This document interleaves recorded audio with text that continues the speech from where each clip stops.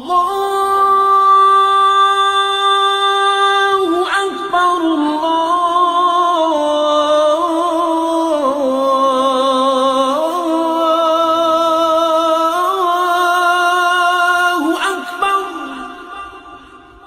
شروع کرتا ہوں اللہ کے نام سے جو بڑا مہربان اور عطاء دیوان ہے۔ آداب ناظرین، میں ہوں آپ کا میزبان عبد الواجد اور آپ دیکھ رہے ہیں تسنیم ٹی وی۔ ناظرین، آج کی ہماری خاص پیشکش اسلام کیا کہتا ہے میں ہم بات کریں گے بد نظری کے بارے میں۔ بد نظری ایک بری بیماری ہے۔ قرآن مجید میں اللہ تعالیٰ نے ہماری ایک بیماری کا بیان فرمایا ہے، وہ ہے بد نظری۔ یہ بد نظری ایسی بیماری ہے جس میں لوگ بے حد مبتلا ہیں۔ اچھے خاصے پڑھے لکھے لوگ، علماء، اللہ والوں کی صحبت میں بیٹھنے والے، دیندار، نماز روزے کے پابند بھی اس بیماری کے اندر مبتلا ہے۔ آج کل تو حالت یہ ہے کہ اگر آدمی گھر سے باہر نکلے تو آنکھوں کا بچانا مشکل نظر آتا ہے۔ ہر طرف ایسے مناظر ہیں کہ ان سے آنکھوں کو پناہ ملنا مشکل ہے۔ اللہ تعالیٰ فرماتے ہیں مومن مردوں سے کہہ دو کہ وہ اپنی نگاہیں نیچی رکھے، اپنی شرمگاہ کی حفاظت کرے، یہی ان کے لیے پاکیزہ ترین طریقہ ہے۔ وہ جو کاروائیاں کرتے ہیں اللہ ان سب سے پوری طرح باخبر ہے۔ حدیث شریف میں حضور اقدس صلی اللہ علیہ وسلم نے ارشاد فرمایا کہ نظر شیطان کے تیروں میں سے ایک زہر برا تیر ہے۔ یہ تیر جو شیطان کے کمان سے نکل رہا ہے، اگر کسی نے اس کو برداشت کر لیا اور اس کے آگے ہتھیار ڈال دیے تو اس کا مطلب یہ ہے کہ باطن کی اصلاح میں اب بڑی رکاوٹ کھڑی ہو گئی، اس لیے کہ انسان کے باطن کو خراب کرنے میں جتنا کردار اس آنکھ کے غلط استعمال کا ہے، شاید کسی اور عمل کا نہ ہو۔ بدنگاہی کا حاصل یہ ہے کہ کسی غیر محرم پر نگاہ ڈالنا، خاص کر جبکہ شہوت کے ساتھ نگاہ ڈالی جائے یا لذت حاصل کرنے کے لیے نگاہ ڈالی جائے، چاہے وہ غیر محرم ہی حقیقت طور پر زندہ ہو اور چاہے غیر محرم کی تصویر ہو، اس پر بھی نگاہ ڈالنا حرام ہے اور بدنگاہی کے اندر داخل ہے۔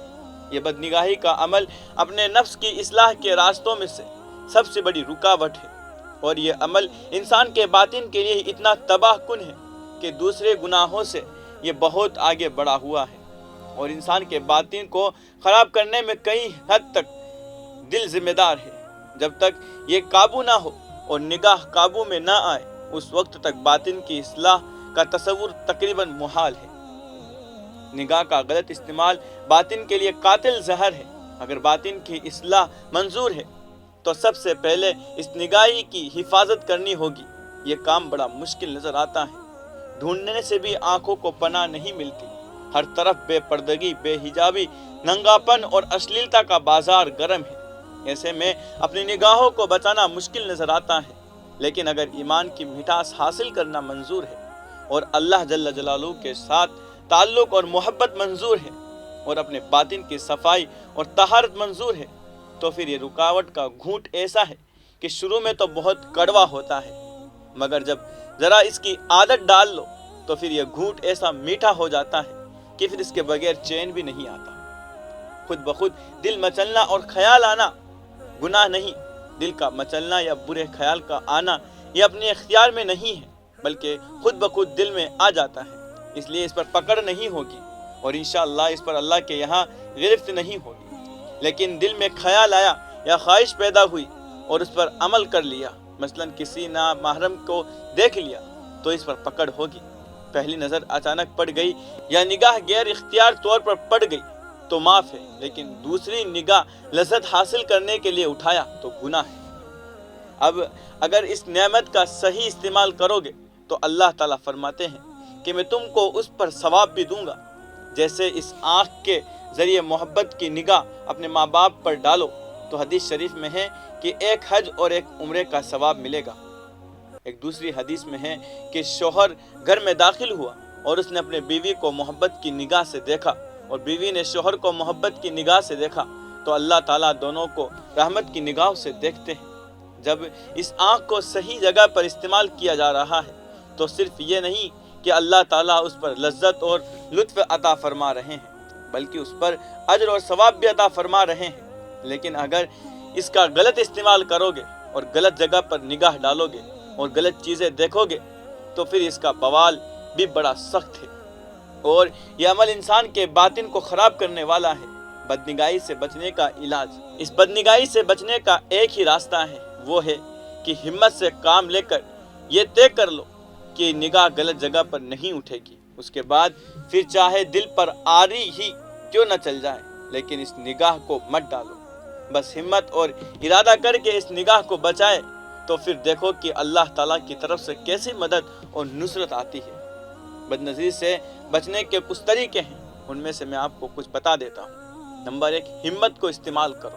اس کا مطلب یہ ہے کہ اپنے آپ کو جہاں تک ہو سکے جتنا بچا سکتے ہیں بچا لو۔ نمبر 2، اللہ تعالیٰ کی طرف رجوع۔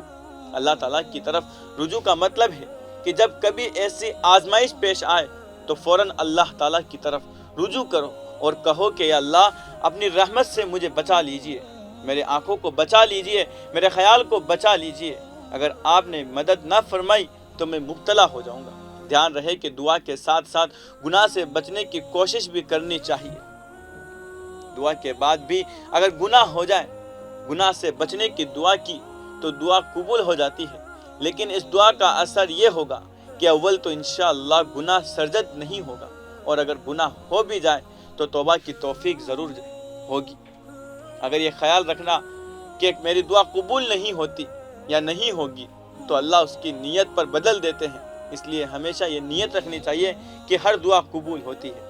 اللہ رب العزت سے دعا ہے کہ بدنظری جیسے بڑے فتنے سے محفوظ فرمائے، آمین۔ آج کی اس خاص پیشکش میں بس اتنا ہی، مجھے دیجیے اجازت اور آپ دیکھتے رہیے تسنیم ٹی وی، آپ کے میزبان عبدالواجد کے ساتھ۔ اللہ حافظ۔